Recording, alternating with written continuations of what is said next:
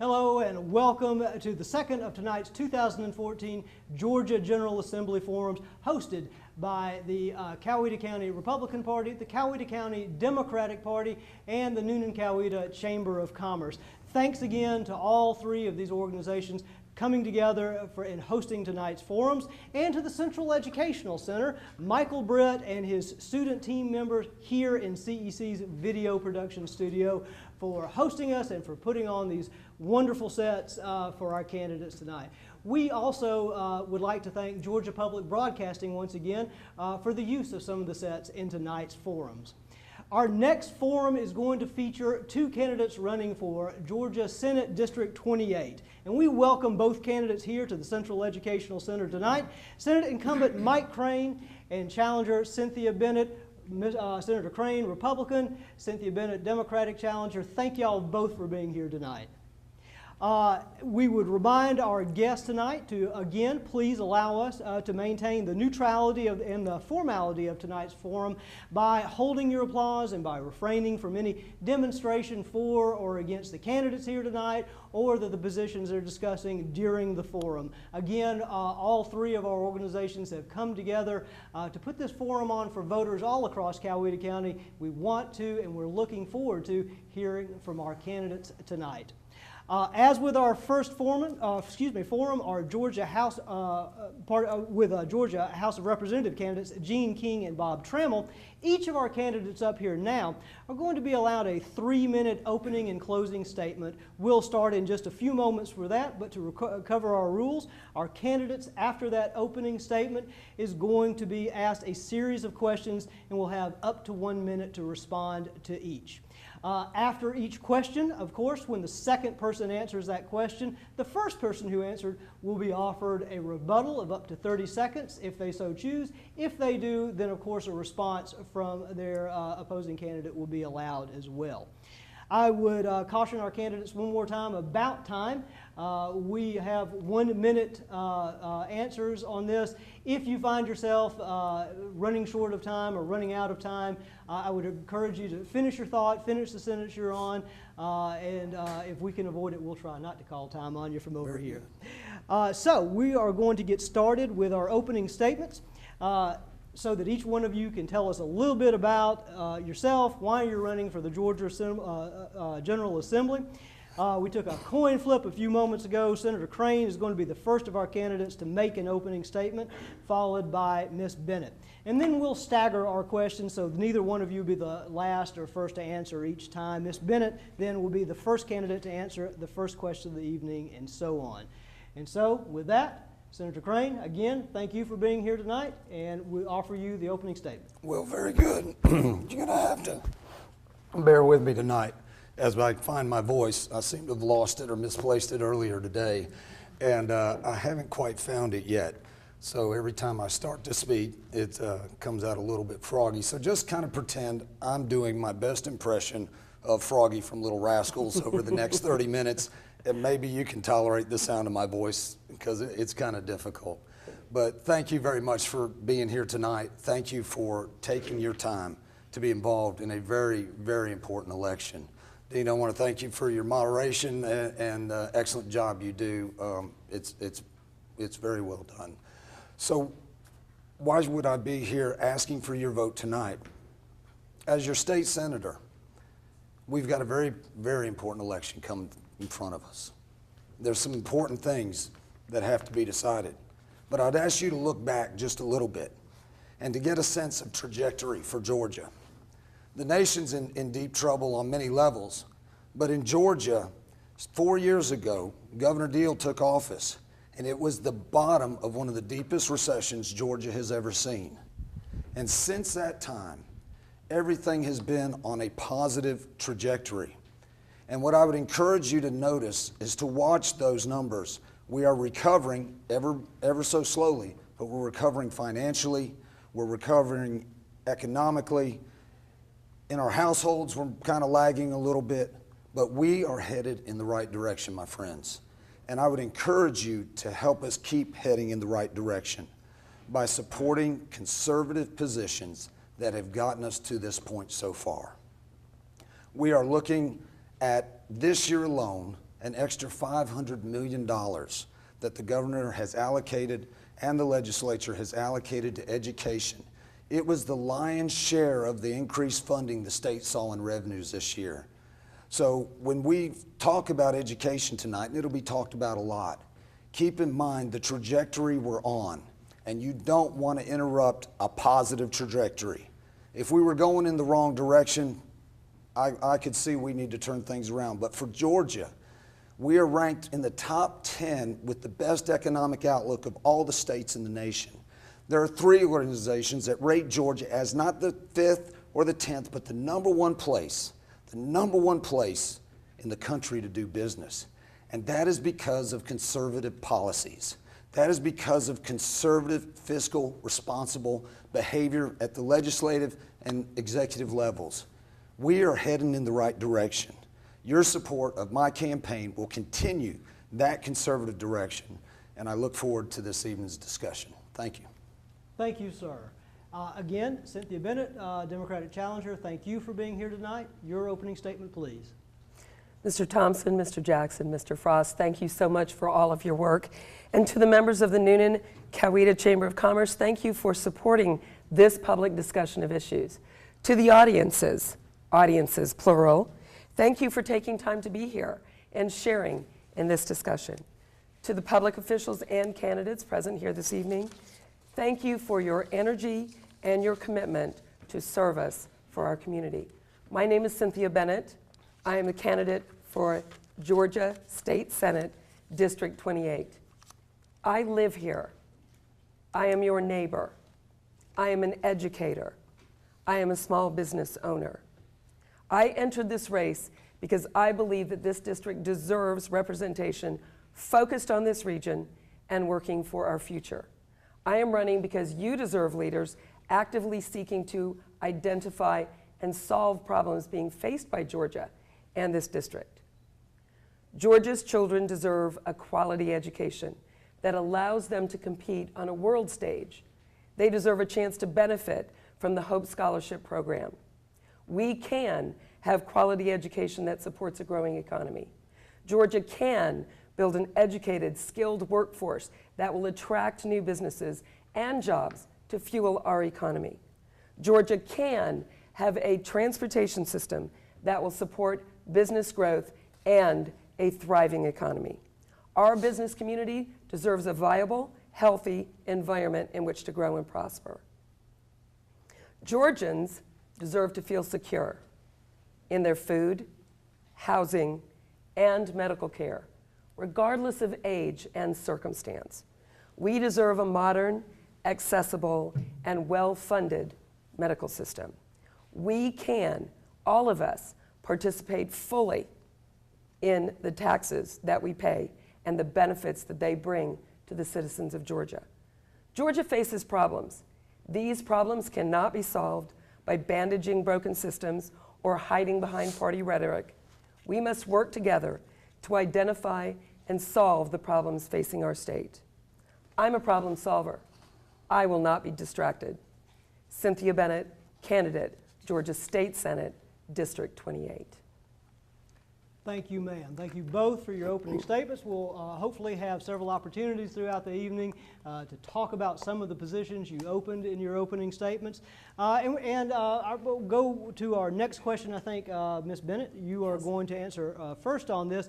It's sort of a follow-up to your opening statement. We are going to talk a great deal about politics, as is appropriate tonight. We'd like to ask you, as people running for office, to tell us a little bit about you or yourself personally. And you referenced, both of you, some of that in your opening statements, talking about your life and your work experience. The question that we've been given is one that deals with your philosophical positions, your faith, but those big questions about who you are.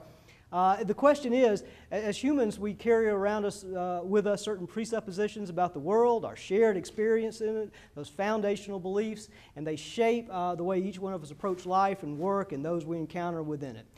You are seeking to represent a diverse electorate within which we have an awful lot of people of varying sets of beliefs. how do you see your own personal beliefs, your faith or your other philosophical beliefs, influencing the way in which you think, speak, and act in your role as a representative of others? Ms. Bennett, we'll go to you first on that. In my lifetime, I've traveled a great deal throughout the United States and throughout Europe and in Asia. And I have come to respect and celebrate diversity. Diversity in race, diversity in religion, diversity in philosophy. And I know that that makes me open to communication and welcoming of differences. That has also taught me to work together with people different from me, accept what they bring to the table to solve the problems. I'm a public school educator. I have been an educator for 25 years in Coweta County. This has given me an opportunity to, again, work with different groups of people at different economic levels that have different desires and cultural beliefs. I'm open, I'm honest, I'm a strong communicator. Thank you, ma'am. Mr. Crane. Well, that's a wonderful question, and it has a great deal of validity, because what it asks of a candidate is, what do you believe? Because at the end of the day, those things that you believe end up in a red or a green button as you vote. You are selecting yes or no on legislation, hundreds of pieces of which come before you. So what is your paradigm? What is your foundation? From where do you stand when you make those decisions? For me, I'm very plain and clear about it. As a Christian, my faith is in Christ. He is my Redeemer. He is my King. He is the source of all my strength. I'll never apologize for it. I will never separate it from my public discourse, because in Him and through Him, I have my being.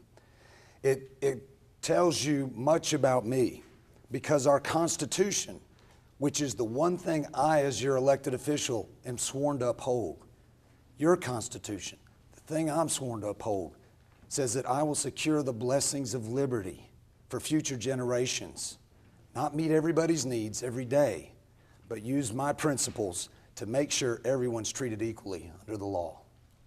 Thank you, sir. Rebuttal, Mrs. Bennett. Well, it's difficult to rebut a positive statement like that, but I do want to say that I agree with Senator Kane that I believe our deep and religious philosophies influence all that we do. I was very fortunate to grow up in a household with a Catholic father and a Methodist mother. We grew up in a church. Christian beliefs were the foundation of the decisions that were made in our family. When I married a Catholic, and we choose to celebrate and worship in the Catholic Church, but our deep Christian foundations dictate all the decisions that we make for family and professionally. Very good. Response? No, that's good. Glad to hear it. Very good. We'll go on to our next question. We'll have a series of questions talking a little bit about the economics of the state. And let me start off with Senator Crane on this one. Georgia, like many states, continues to be affected by the slow recovery since the recession. State unemployment has exceeded the national unemployment rate through a great deal of this recession and recovery. And I understand that we've recently read that since April 2014, unemployment rate in Georgia went up while the federal rate declined. What should our state government do to best promote economic prosperity for businesses and a strong economy throughout our state? Senator Crane. Well, that's an excellent question. I think a lot of what I spoke of in my opening statement addresses that. What should Georgia do to continue economic growth? Because our prosperity depends on economic growth. Stagnation benefits no one. And what attracts businesses, which is the driver of economic growth, what attracts them to Georgia?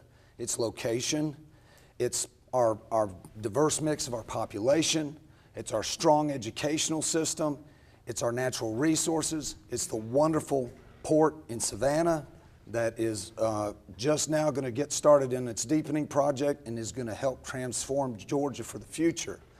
The whole goal for economic prosperity is you want to attract businesses to a stable environment, low taxes, open workforce. That's going to make the difference. Thank you, sir. Mrs. Bennett, same question. What should our state government do to promote economic prosperity for business and a strong economy for our citizens? Since 2010, we have welcomed in the state of Georgia many major projects. They've been announced and many of them have come to fruition. Most recently and very exciting here in Coweta County is the Bridgeport Manufacturing Industrial Park. The sustained low employment levels is a great concern. And one of the ways that we can conquer that is by addressing the fact that increased productivity has yielded fewer jobs because our workers are much more productive. So what can our legislature do? We can support programs like the College and Career Readiness Program that is already in place in our education system, continue to fund those programs fully so that we can develop a better educated and productive workforce that is skilled in using new technologies. Additionally, we have to, as a state, learn to develop and adopt quickly productivity-enhancing technology. Thank you, ma'am. Senator Crane, rebuttal? Well, Dean, you mentioned some the economic data with regards to unemployment in Georgia. Some of the things we don't see in unemployment numbers is the workforce participation rate. And what the numbers tell me in Georgia is more Georgians are ready to get back to work. More Georgians are entering the marketplace than is happening on a nationwide level. That's why our numbers look a little skewed against the national numbers. Georgia is growing. Businesses are coming here. We are doing the right things and setting the groundwork for Georgians to get back to work and to attain the quality of jobs they're looking for. Thank you, sir. Response, Ms. Bennett? Number 50 in the nation is not a little skewed. Number 30 in the nation, number 25 in the nation, we can say, oh, the numbers were skewed, we're actually better than that. Number 50 is shameful. And we need to focus our resources, we need to focus our leadership, we need to be proactive in bringing jobs to Georgia and educating our workforce so that Georgians can go back to work. We need to look at other industry, solar energy, biotech, expanding transportation. Thank you, ma'am. We appreciate it. We'll move on with our next question, something of a follow-up to that, talking about the role of state government in economic development. In your opinion, is Georgia a competitive state in terms of attracting new investing and growing businesses here in the state? What, if anything, do you support in terms of changing or improving our economic development strategy in the state of Georgia? Ms. Bennett, you first. Yes, Georgia is very attractive. Our quality of life is amazing. Our natural resources are abundant. And right now, we have a very successful education system, especially here in Coweta County. We are ahead of the nation and the rest of the state in SAT scores. We are doing very, very well. However, this is going to fade away. Businesses are not going to come to hire people who are not healthy and are not educated. If we do not reverse the austerity cuts and the budget cuts, if we do not take a good stewardship position of the tax dollars that Georgians pay to keep our human capital strong and healthy, businesses will not come to Georgia, no matter how many tax cuts you give them. They are looking for employees that will help them as businesses grow. Thank you, ma'am. Senator Crane. Well, sometimes they say the proof is in the pudding. And right here in Coweta County, we see economic growth that is extraordinary in the state. Coweta County is uniquely positioned as the heart of the 28th Senate District. With the interstate bisecting the county, we have attracted some excellent, excellent businesses thanks to the hard work of our economic development group. You see it all around us. We've got Niagara here. We've got Cancer Treatment Center of America just finishing up a huge expansion. And they'll be bumping up against a state law that needs to be taken care of so that they can continue to grow and meet the needs of not only the rest of our country, but of Georgians as well in a bigger and better way. The proof is in the pudding, folks. Businesses are coming to Georgia left and right. This is the best place in the nation to do business. And we welcome all businesses here. How do we promote that? Stable tax structure, low tax rates, strong workforce, strong emphasis on education. Come to Georgia. Let's get to work.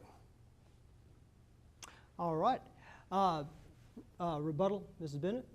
Right now, there's a plan in place to cap and even lower the Georgia state income tax.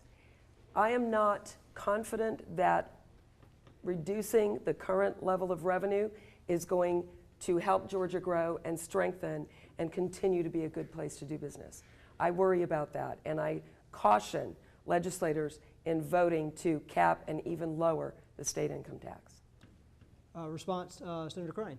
Well, that's going to be on the ballot for voters to look at. It's a constitutional amendment to cap the state income tax rate at 6%. That makes us competitive and predictable for the rest of the nation.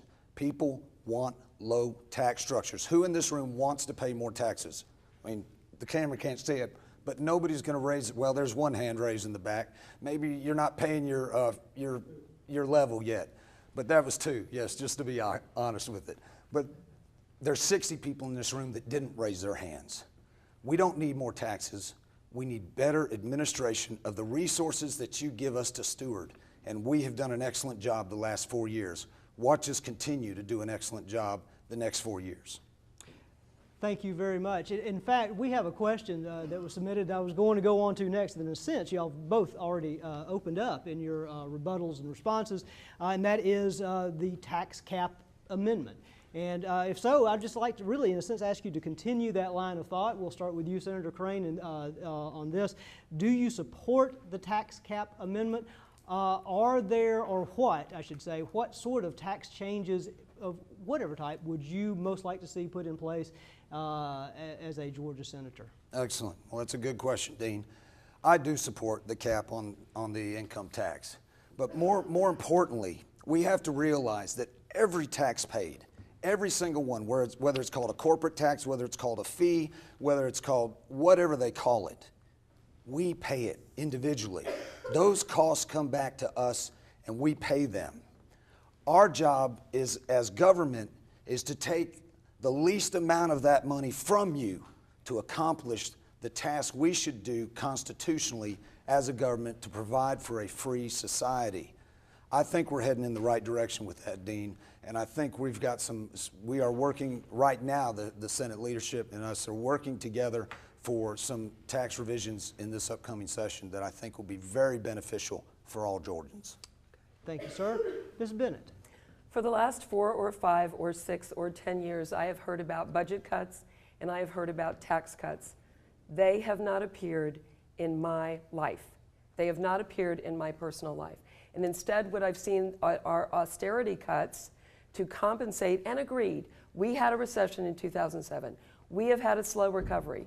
But as the revenue has improved in the state of Georgia, I am not personally feeling it. If anything, more and more, as a member of the middle class, I'm feeling burdened and I'm feeling ignored. So I question the logic of reducing current revenue when we are already having to suffer austerity cuts that should be covered by the current revenue by reducing those. Thank you, ma'am. Rebuttal, Senator Crane. Well, don't ever confuse revenue with tax cuts. With most tax cuts, you will see an increase in economic activity without question. And in that increase in economic activity, even at the lower tax rates, more money flows to the state. All you got to do is ask New York, California, any of these states that's losing people to Georgia. In the last decade, 500,000 people have decided to choose Georgia for their home. And they came here for a reason, and it's because we've got a low, stable tax rate, and we've got conservative leadership. And I think we need to continue that line of thinking. Okay, thank you very much. We have another, in a sense, particular tax question, in this case about a tax credit. We're going to start with Ms. Bennett on this one. Coweta County benefits from film and TV being produced within our county. We've heard conversations being held about whether to extend the tax credit to post-production activities as well. Would you support expanding the film and TV tax credit, Ms. Bennett? Yes, and I'll tell you why. All of us have seen the growth. All of us have seen the growth in Georgia, but one of the reasons that I would support a tax credit being extended and to post-production for film and television is because film and television pays their employees a living wage. What I struggle with are corporations that get tax credits that do not pay their employees a living wage, and the taxpayers end up carrying the burden and subsidizing that differential. So my answer to your direct question is yes, I do, because the film and television industry pays the workers a living wage. Senator Crane. Tax credits are a very interesting item. To give a tax credit to you, I have to take something from somebody else. I don't think that's a good idea. I think it's manipulative in using the tax code not as a revenue source for the state, but as a behavior modification tool to coerce this behavior or that. Let's do solar power. Let's drive green car, battery-powered cars. Let's do this or this. What we need in Georgia is a fair tax platform where everybody contributes to the system at some level because we all benefit from it. Companies will come to Georgia if they see that kind of environment. It's guaranteed. Thank you. Response, rebuttal? I believe, I may have misunderstood, but I believe that my opponent just in the previous question used tax reductions as a force that attracts businesses to move to Georgia. And certainly tax reductions are part and parcel of tax credits. So I'm very confused about my opponent's position. Perhaps he'll explain it a little more clearly. Allow me to clarify. Please go right Did it confuse anybody else in the room? Look what happens with the tax credit. When I talk about lowering tax rates, I'm talking about as on an even platform where everyone is treated equally under the law. Do you want the government picking favorites? Do you want the government picking winners and losers in business or in personal life? I don't. It's not the role of government. The government is to protect you from me from you, and us from our external enemies. That's the role of government, and to create an environment where we all can thrive. So we are looking at introducing an elimination, a sunset of all tax credits in Georgia to be offset by an accompanying reduction in the Georgia budget. Those things come hand in hand, and they'll be very beneficial, and they'll be fair to all Georgians. Thank you very much. I believe that was the end of our rebuttal and response. We will move on to our next questions. Still talking a bit about the economy and the state budget. Both of you tonight have impressed me with your command of figures at our state government, so y'all please correct me if I'm wrong about this. Georgia's state government revenues fell from about $22 billion in 2008, I believe, at the beginning of the recession as it affected our state revenues, just over $18 billion 2 years ago, I believe, but back up to around $20 billion this year. We've seen restoration of some of those austerity cuts. We've seen state revenues increase a good bit this year, but there's still we still have some continuing budget cuts in austerity measures, et cetera, in respect to all state spending and programs. So, given that, what's your greatest priority in regards to the Georgia state budget? And we're going to allow up to 2 minutes to this question, and we'll start with Senator Crane. Very good. The Georgia budget is probably the primary function of the legislative body, is to approve those numbers on an annual basis and to update them every 6 months at the midpoint. So we make projections about what next year will look like, and then we have to adjust based on the reality of what's taken place as the revenue stream has come into the state through the different tax mechanisms. Georgia's heading in the right direction. All our metrics seem to indicate that we will see increased tax revenues again next year. And just like we did this year, I expect to see next year that we will continue to emphasize investing in education. When you look at our budget, 54% of our budget is invested in education. That is the majority of our budget. 25 to 30%, depending on the numbers and what you're looking at, goes to health care in Georgia. All of the things we enjoy and interact with Georgia government, well, maybe we don't enjoy it, but all the things we interact with Georgia government, whether it's driver services or the state parks, anything else that Georgia does is done with 8% of that money. That is the wiggle room that Georgia has. We're committed to investing in education, and we will continue to do so. Our bonding portfolio has 62% of our bond portfolio is weighted in education. That is education infrastructure we've invested in. No one can come up here and say with legitimacy that we don't invest in education and don't take it seriously. We do put it as a #1 priority because we recognize the valuable impact it has long term. I think the budget's we're gonna see increased revenue next year, and we're gonna see some great prioritization that'll always emphasize education. Thank you, sir. Again, up to 2 minutes to discuss the state budget. Ms. Bennett. Public education and the health and welfare of citizens is not in the U.S. Constitution because it is incumbent upon the states to care for those areas. And Article 8 of the state constitution goes on for 7 pages outlining the responsibilities of the state to public education.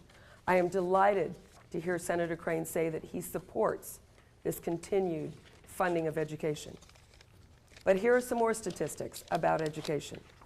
Since 2002, state funding per student has declined 15.3%.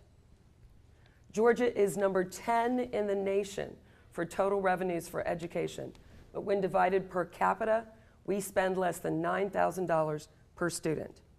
The percentage in that same time frame of economically disadvantaged students has climbed from 45 to 60% of our K-12 population. And local revenue per student has fallen by 5.8%.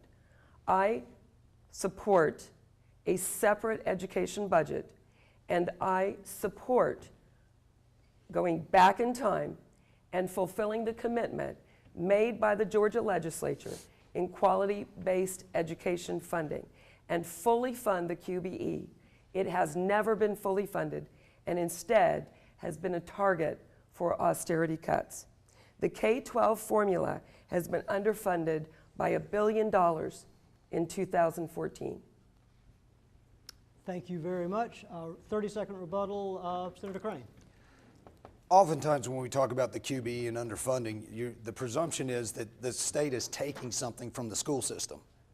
Well, they have to have it in the first place. The state collects the revenues, and then the state disperses those revenues according to best practices and fiscal responsibility.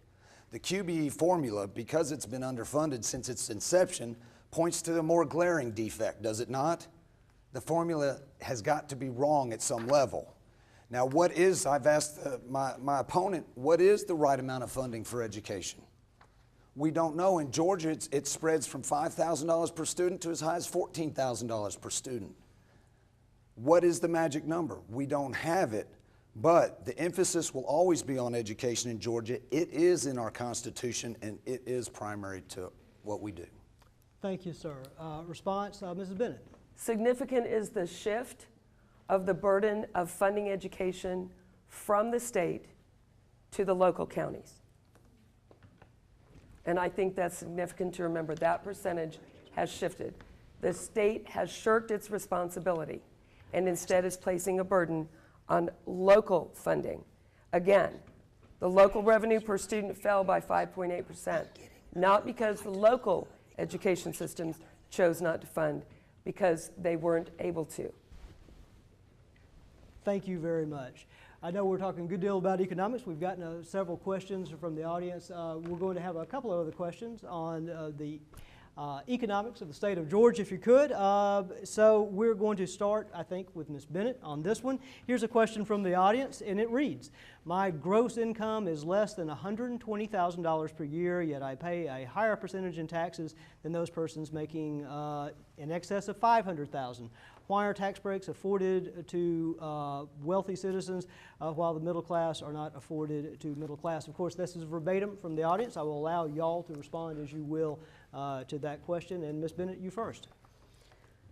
That is an intriguing question, and unfortunately the answer is far too complicated for me to answer in 1 minute. But this is income inequality at its most descriptive. The middle class has taken on the burden of the tax structure too long. I believe that my opponent has already talked about the state of Georgia needs to take a good, strong look at its tax code. We need to take a look at truly progressive taxation, where those who earn the higher salaries have effectively the appropriate percentage. This individual is not alone. Effective taxation, where the percentage of tax that you pay is measured relative to your income, is significantly important and deserves a great deal of proactive leadership to move us in the right direction. Thank you, ma'am. Senator Crane. I can't speak specifically to that individual's questions because I haven't seen the two tax returns. Show me those.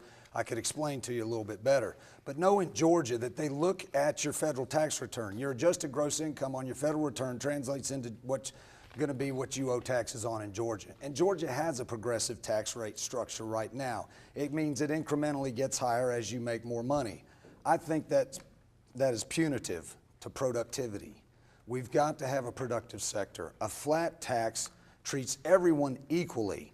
And if you get rid of all the deductions, if you get rid of all the manipulative code in the IRS code and in the Georgia state code, you get rid of those things, all the politics, most of it goes away because everybody just pays their part of the share without any deductions. The difference in those two examples that were probably given, Dean, were probably one person was able to take advantage of a lot of tax credits and tax deductions, where us in the middle income brackets were not availed as much of that. So. Thank you, sir. Ms. Bennett, rebuttal? Adjusted for inflation, the average Georgia family's per capita income, well, I'll just put it simply. Georgia families make $6,000 less this year than they did 10 years ago. And what we're seeing is Georgia families having to spend every penny that they earn, every dime that they make, middle-class families, for food, clothing, shelter, transportation. And this is where the problem lies. That the middle class does not have the income to provide for themselves and to plan for their future, to set a little bit aside. Over 50% of the families in Georgia, probably more, are $400 away from financial ruin. $400 away from financial ruin. They cannot afford for their income to be reduced anymore. Thank you very much. Response, Senator Crane. Well, I agree with that wholeheartedly. I mean, what is one of the reasons why we've seen a reduction in our buying power? Think about it. In the last 8 years, what was able to be purchased for $1 now it only has a value of 86 cents. We've lost 14% of our purchasing power because of the policies at the federal level. We have been printing money at the rate of $85 billion a year, and if you're going to serve in the state Senate, you better have a federal perspective because we get $11 billion a year from the federal government. We need a stable federal government so we can have a stable United States of America. We are in trouble, folks, because of the fiscal policies being thrust on us from upriver. And it's time we change that direction. Georgia has its house in order. It needs to continue to do so. Thank you very much. We'll get on to our last question that deals sort of specifically with the question of economics and budgets. And this is a budget question from the audience. All right. And we're starting with Senator Crane. If you had the votes of colleagues in line, which state of Georgia agency would you eliminate and why? Oh, that's very interesting. If I had the votes to eliminate an agency, wow. The way the Board of Regents is structured in Georgia, they get their entire budget in a lump sum from the state legislature. And there's no way for the people to see or have any impact or influence on how those dollars are spent. I would like to see that reworked so the citizens are reconnected with what's happening in our post-secondary school system. We have some of the best post-secondary schools in the country. Georgia Tech, University of Georgia. They are top schools in the entire nation, but they're getting too expensive for our kids to attend. We have been on a building binge for the last 15 years. We need to have some more oversight at the state level. I'd like to see, I'm not saying abolish it, but we need to be able to see behind the curtain at the Board of Regents. Thank you, sir. Mrs. Bennett. I don't think we can afford to cut any more. If I wanted to rework an agency, I would like to rework the Governor's Development Council, because over the past several years, that council has ignored the policy proposals made to it by regional planning commissions, by the Council on Aging, by the very professionals and researchers that our tax dollars pay for to do the kind of policy planning and research that we need to sustain growth, well, to return back to a growing Georgia. Our per capita GDP has declined beginning in 1998. This is not something that started with the recession. So I wouldn't close an agency, but I do agree with my opponent. There are several that need to be reworked so that they use our tax dollars in a fair and equitable manner. Thank you, ma'am. Rebuttal, Senator Crane? I don't know if it's a rebuttal. It's more so just to talk about things while we've got such a great audience with us today. One of the things that really needs the attention of the Georgia government is our DFAC system. We have over 10,000 kids who are our most vulnerable in our whole state. And I would have to say it is underfunded. I would like to prioritize where we can enhance the services we provide to the most vulnerable Georgians amongst us, those that are caught within the DFAC system. We need to look at ways to, as we see revenues increased, I'd love to see that be a priority from the governor's desk. Thank you, sir. Response, Mrs. Bennett? Anything for children, anything for our future, anything to support and grow our human capital. Ken and I have a soft place in our hearts for the Department of Family and Children Services. Ken is my husband. Our two daughters were adopted through that agency over 20 years ago. And unfortunately, with the austerity cuts that agency has faced, they have been unable to provide the same services that they did 20 years ago. The case managers are overburdened, they are underpaid, their professional development is lacking, and we need to support education, the Department of Family and Children Services, and DHR to benefit the most vulnerable and the least of us. They deserve our protection most of all. Thank you, ma'am. We're going to move on to our next question. This is about transportation infrastructure. As everybody recalls, 2 years ago, voters in Coweta County, throughout the counties that make up the Three Rivers Regional Development Area and Commission, roundly rejected the regional 1-cent transportation special local option sales tax, the T-SPLOST, as did most regions across Georgia. The T-SPLOST was offered as a way to fund shortfalls in state transportation dollars. There have been continued conversations for some time now at the state level about a new approach to funding roads and infrastructure. What solutions do you favor on this? And we turn to Mrs. Bennett first. The port is expanding, and we're very, very excited about that. It's something to celebrate. It's going to be great for the state of Georgia. By 2020, that expansion will be finished. Without a viable option, we are going to be facing double, even triple the amount of traffic on our current highways. We've all been stuck in the traffic, coming to and from Atlanta, heading out to LaGrange, going down to Macon, heading to the north side. And can you imagine that traffic doubled and tripled? Our community spoke loudly about T-SPLOST. Our community was threatened by the fact that they did not have enough local input. And the voters spoke loudly. But we have got to take a look at other options.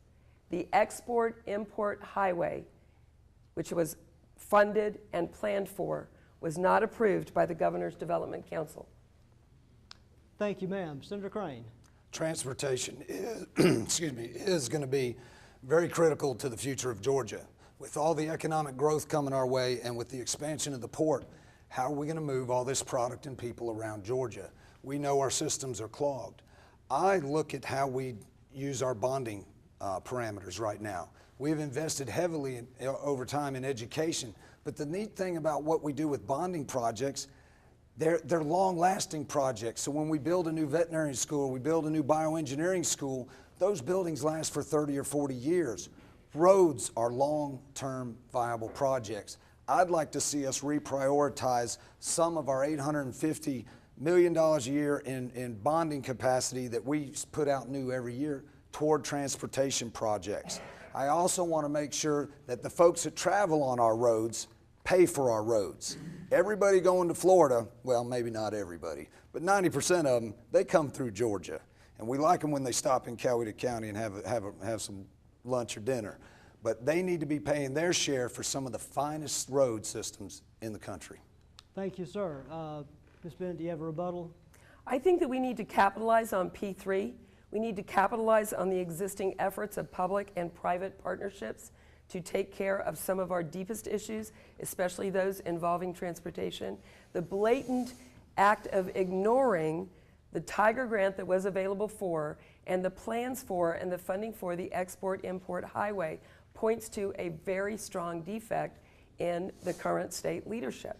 We need to take advantage of the professionals and the information and the public and private partnerships that we already have in place and that we have plans to support. Our state legislature and our leadership in Atlanta needs to support P3. Thank you, ma'am. Response, Senator Crane. When those federal dollars come down in our transportation projects, you just doubled or tripled the length of time that transportation project is going to take. The Savannah project has been 20 years in the making, give or take. We could have done it as a state in a fraction of that time. We don't need to always ask federal permission to do the things that's best for Georgians. I'm tired of being told by Washington how we, Georgians, should live our lives. We need to stand up and do for ourselves, and I see we're heading in the right direction with that. Right. We'll move on to our next question. This is from the audience. What is your opinion of the recent Senate Bill 98, which prohibits abortion coverage in the state health plan? Ms. Crane, Senator Crane, you first. Well, that's a softball question. The bulk of the language in that bill was authored by me and in my office. I don't think taxpayers should pay for abortions. And I just think that's a very simple thing. And so in the 2 years we've had it intact, the taxpayers have not spent somewhere between $600,000 and $1 million on abortions that would have otherwise been funded by taxpayers. For the last 40 years we've been funding these abortions and not knowing it. I think taxpayers needed to know that they were paying for these things, and most Georgians I know, value life above all things, all life. And I'm very proud to be a part of that. It is a signature accomplishment that was not easy to do, but we got it done. Thank you, sir. Ms. Bennett? Aborting an unwanted pregnancy is a terrible and emotional decision that is made, but it should be made between a woman and her doctor and her God. What bothered me most about this Senate bill and the rhetoric that surrounded it was the denial of the right of privacy. I believe the phrase was a presumed but imaginary right of privacy that each woman has. And while the Senate bill was overwhelmingly approved by the supermajority of the state legislature, its rhetoric did tremendous damage in equal rights for women. Thank you, ma'am. Rebuttal, Senator Crane? Well, that wonderful right of privacy that we all enjoy at some level, to some degree, ends when it takes a human life.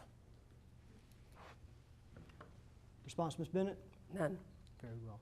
We're going to move on to a series of questions about education. You've both already brought this up tonight a couple of times.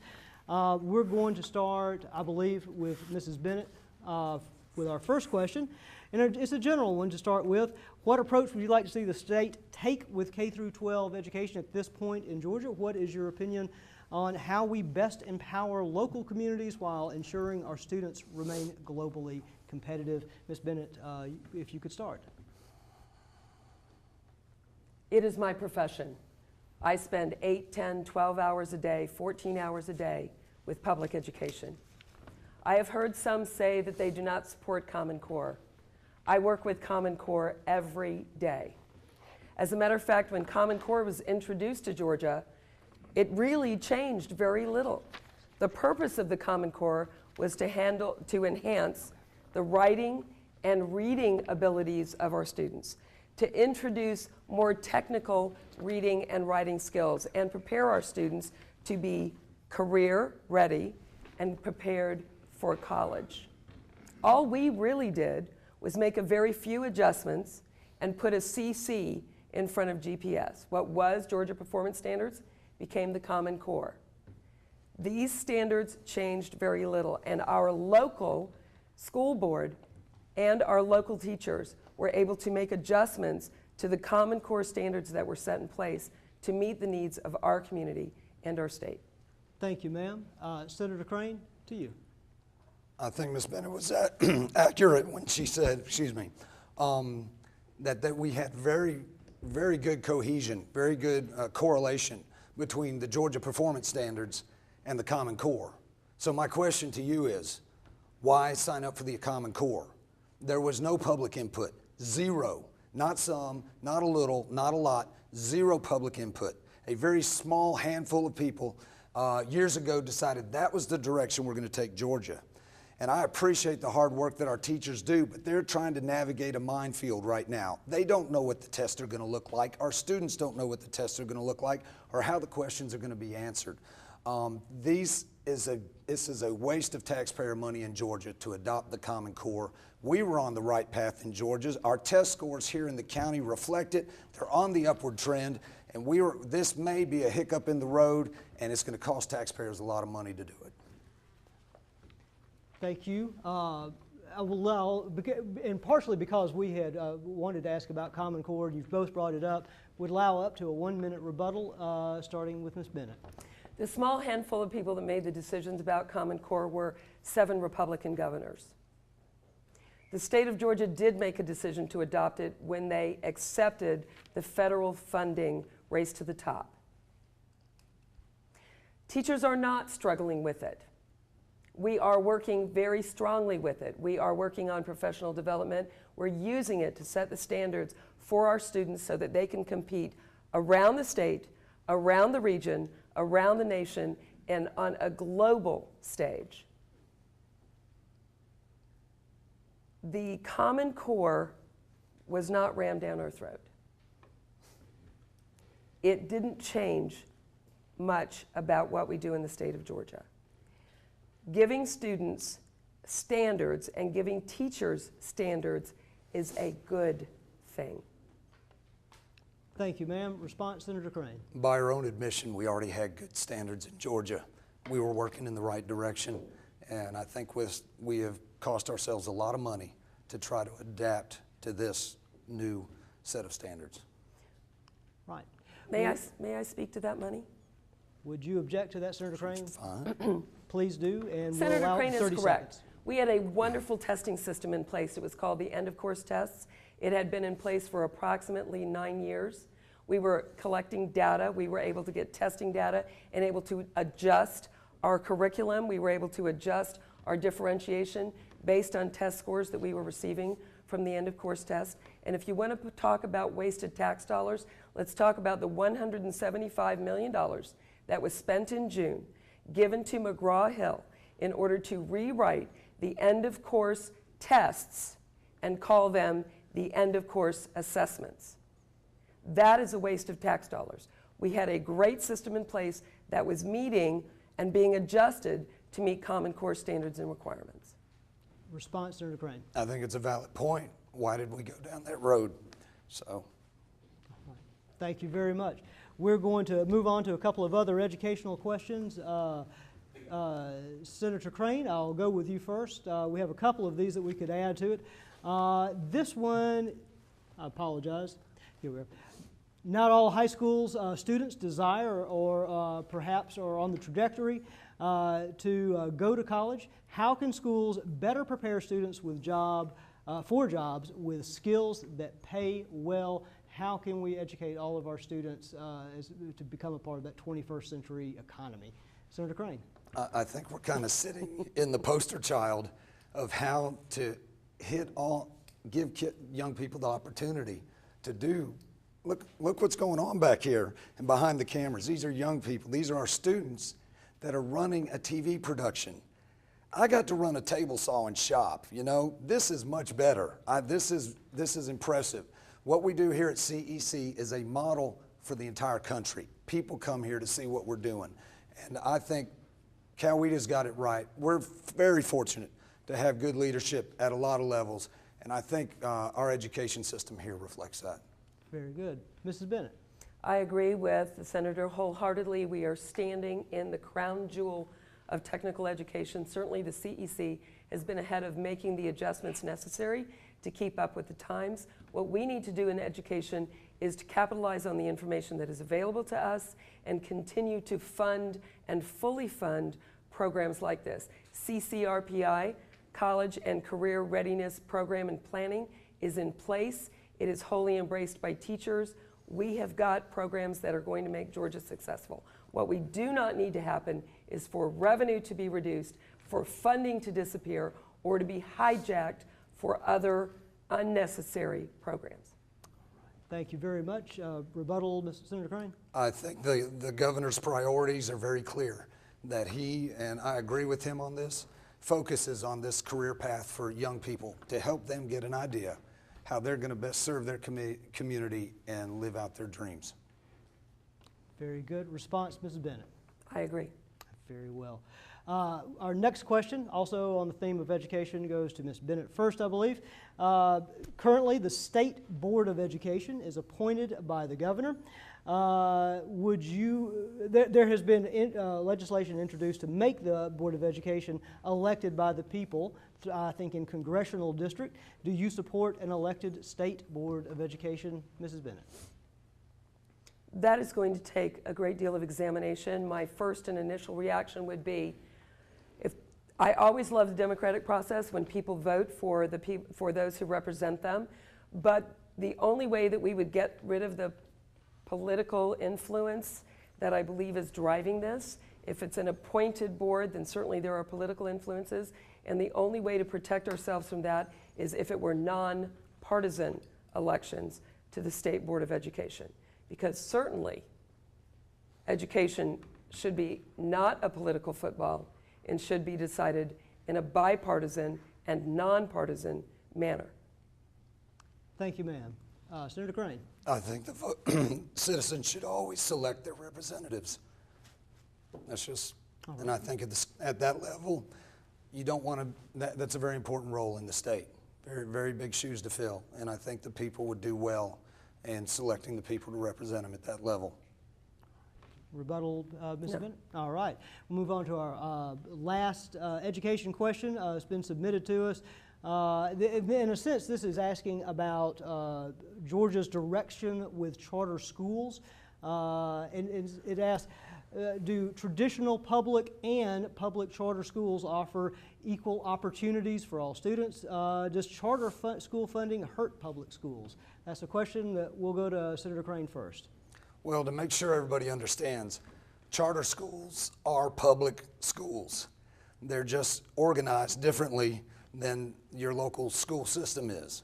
So they're not like they're something other than public schools. Do they hurt funding? I don't think they do. We are funding students. We're not funding systems, my friends. If we're just funding a system, it's going to just gobble up all the dollars. We need to give our parents and our students the broadest choice of educational opportunities, whether it be like CEC or whether it be vouchers or charter systems. That, I ask you as parents, wouldn't you want to be able to choose where your children go to school? Or do you want that to be decided for you by your zip code? Thank you, sir. Mrs. Bennett. We're standing in a charter school. The CEC is a charter school. My issue with charter schools versus public schools, the traditional public school, is the level of accountability. I think it is wholly unfair and uneven when charter schools are not held to the same accountability requirements that the traditional public school is, that they are allowed to refuse to allow their test scores to be made public, that they do not have to respond to requests for their students' participation in and performance on the same standardized tests that those who attend traditional schools. My other issue with charter schools is with transportation. So many times students are enrolled in a charter school.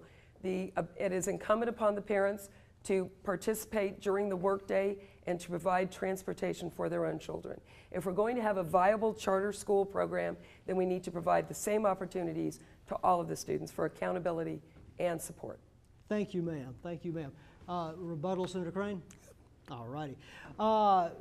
Thank you very much. You've been very patient as we've moved through some very hefty topics and have had a great debate. We only have a couple of questions left before we get to our closing statements. These are going to be on health care and just your ideas of what we could bring to the table on health care in tonight's forum. I believe we start with Ms. Bennett on this question. Health care spending makes up a significant portion of our state's budget. Medicaid and Peach Care account, I think, to approximately 12% of the budget. What, in your opinion, is the state of our health care obligations here in Georgia? And we'll start with you, Mrs. Bennett. The bottom line of that question is, do I support Medicaid expansion? And I do. I do. Too many Georgians do not have appropriate health care available for them. The rest of us are carrying that burden with higher health care expenses that we are paying for. The elder adults, the smallest children, the young, hard-working poor that work full-time do not have appropriate health care coverage. Every April 15th, because I wait to the last minute, I pay my federal income tax. And I do not understand why we can sit aside and allow those tax dollars to go to other states to help their citizens and abandon our own. Thank you, ma'am. Senator Crane. Well, to the point, excuse me.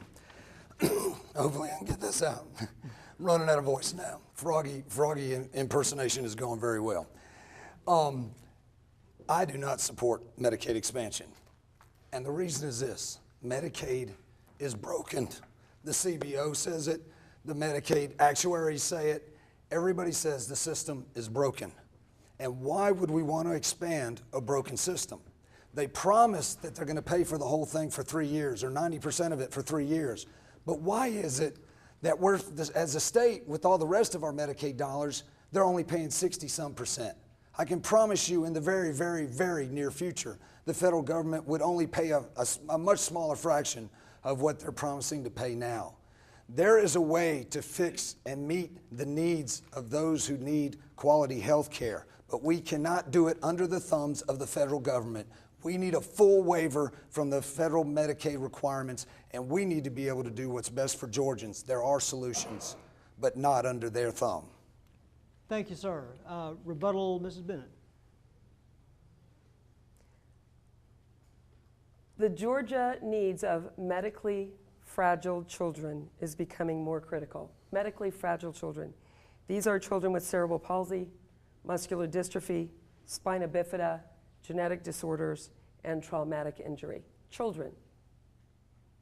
The gap between what is deemed medically necessary for these children and what is actually covered by their private insurance and or Medicaid is widening daily. Georgia's fragile kids.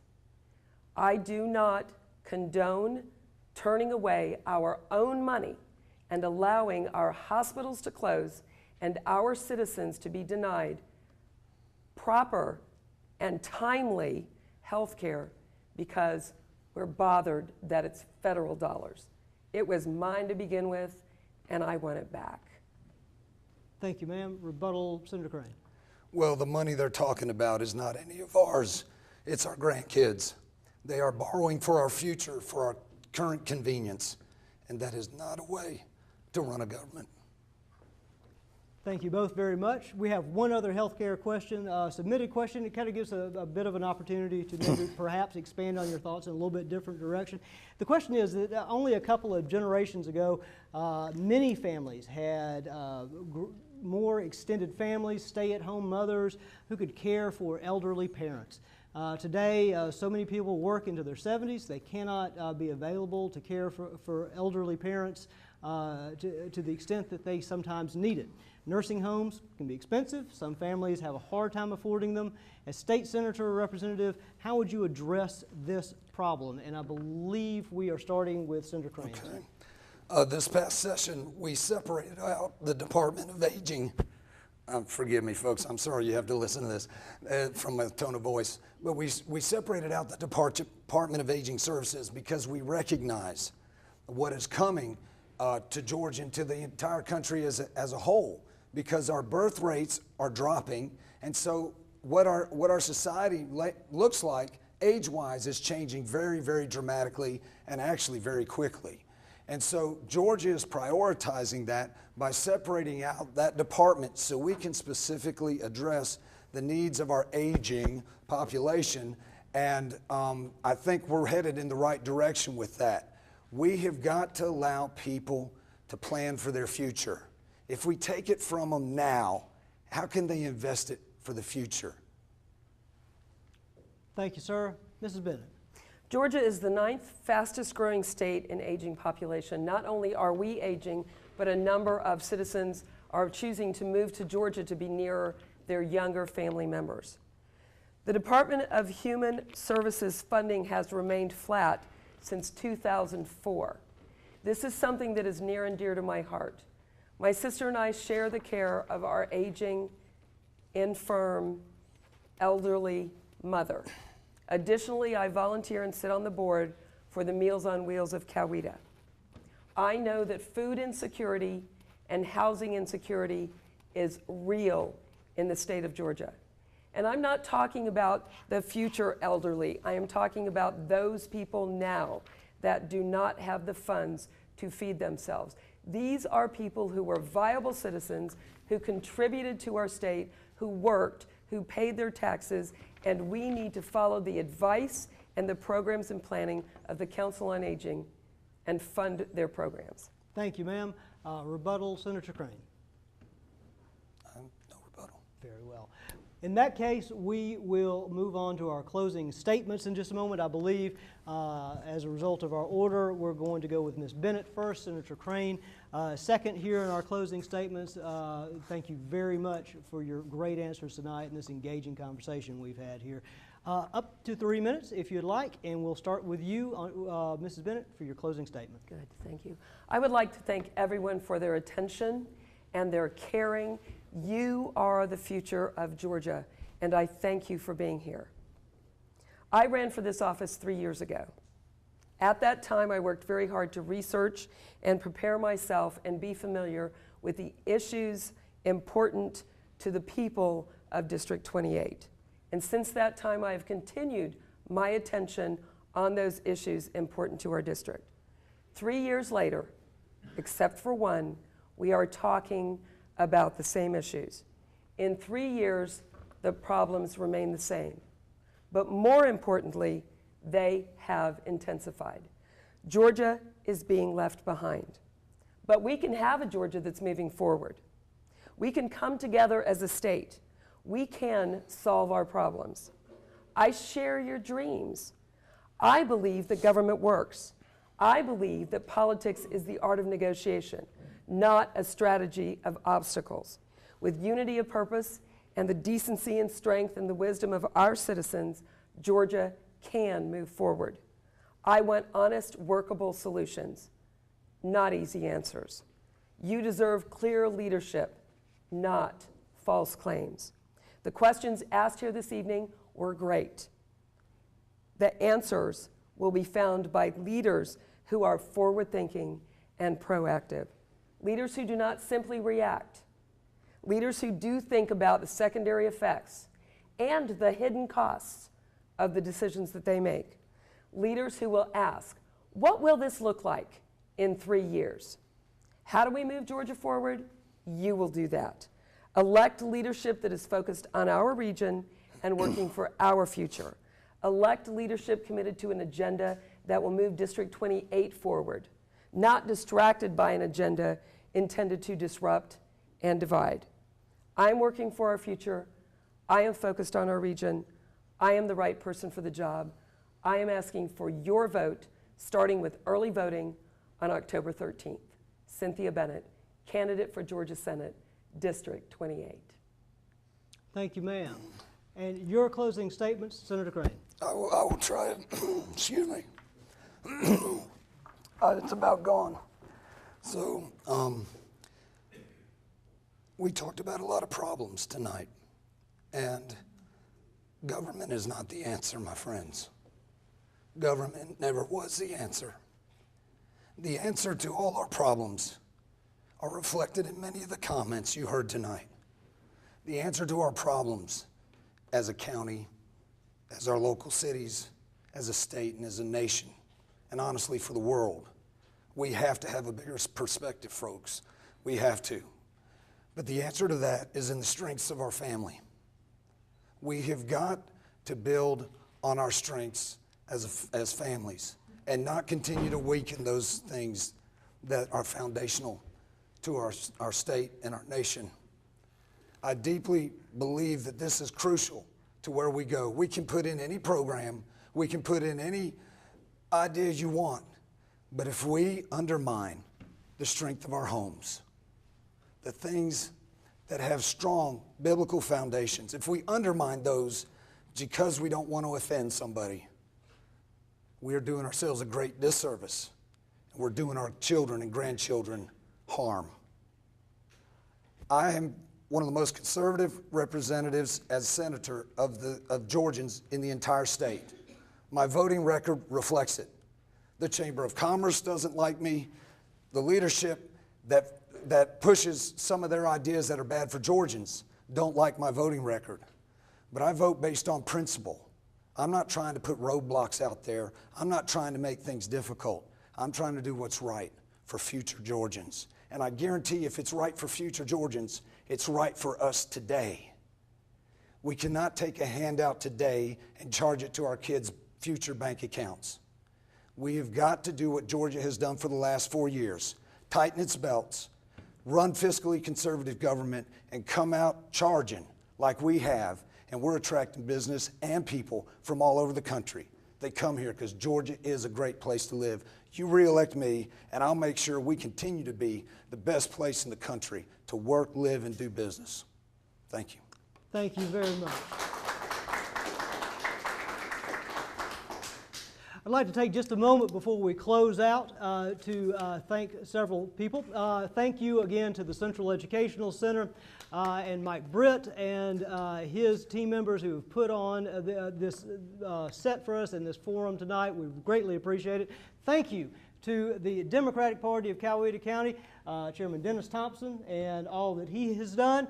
The Coweta County Republican Party, Chairman Brant Frost, again, who's also been up here with us, and all that they have done in the Newnan Coweta Chamber of Commerce, everything that everyone's done in coming together and putting this forum on tonight. Thank you to our audience, and again, most of all, thank you to our candidates. I think you have borne up very well under hot lights and with hoarse throats, and you've come here and had a wonderful and vigorous debate. We thank you for doing that. Most of all, we thank you for running for public office. I'd like everybody to congratulate you for that. Thank you.